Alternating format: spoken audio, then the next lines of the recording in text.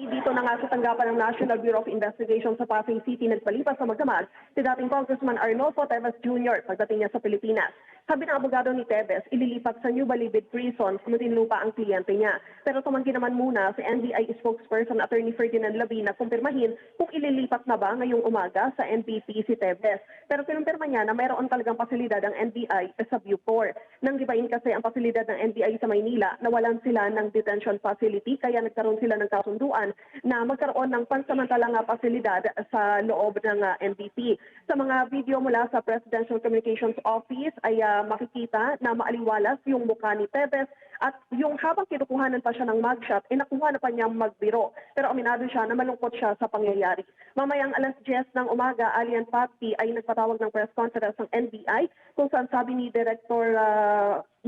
NBI Director ay idedetalye yung lahat ng pangyayari kung paano yung pag-aresto sa dating kongresista hanggang sa maiuwi siya sa bansa. Let's get together, Sunday 25, Sunday 25.